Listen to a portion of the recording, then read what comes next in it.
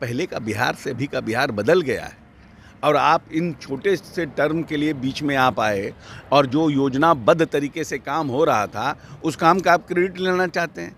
आज अगर हम मान लीजिए कि कोई व्यक्ति बनता है शिक्षा विभाग में और उसके कार्यकाल के अंदर ये जो रिक्तियां पार्ट 3 की जो हो रही है कहेगा कि हमने करा दिया। तो आप कैसे करा दिए? आपके पहले इतना प्रोसेस हो रहा है, आपके पहले रिक्तियाँ निकाली गई है।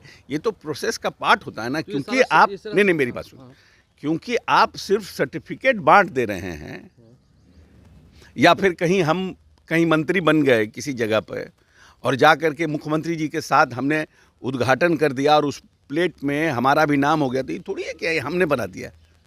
अरे वो तो पिछले 4 साल से बन रहा था, उद्घाटन के समय हम मंत्री बन गए तो मेरा नाम आ गया उद्घाटन में। ये सारा श्रेय किसको जाता है? नीतीश कुमार को जाता है और किसको जाता है? इसके अलावा नेता के अलावा किसको जाएगा श्रेय?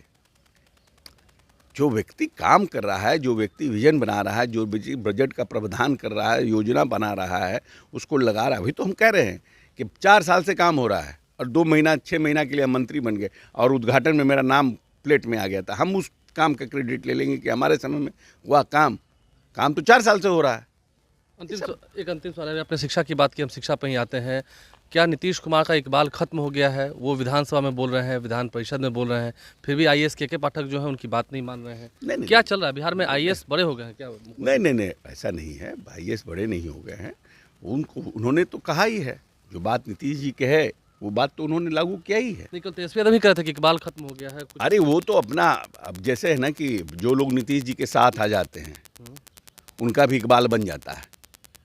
नहीं समझे? जब नीतीश जी के साथ आ जाते हैं तो उनका इकबाल बन जाता है, जब नीतीश जी से अलग हो जाते हैं तो कहते हैं इनका इकबाल खत्म हो गया। इस साल का लक्ष्य क्या है? चुनाव है इस साल। हाँ, इस साल तो लोकसभा का चुनाव है, 40 सीटों पर जीतना है, लक्ष्य है हम लोगों का। ऐसे कैसे होगा? तेजस्वी यादव की सभाओं में भीड़ आ रही है, आप कह रहे हैं कि आप अरे भीड़ आना और मतदाताओं को वोट करना ये दोनों अलग चीज़ है। भीड़ आना और मतदाताओं को वोट करना ये अलग चीज़ है। राजीव जी आए थे, जब राजीव जी अलाइव थे, राजीव जी गांधी मैदान में बहुत बड़ी रैली करके गए थे। हम समझते हैं उस समय की सबसे बड़ी रैली थी और एक भी सीट कांग्रेस को नहीं आया।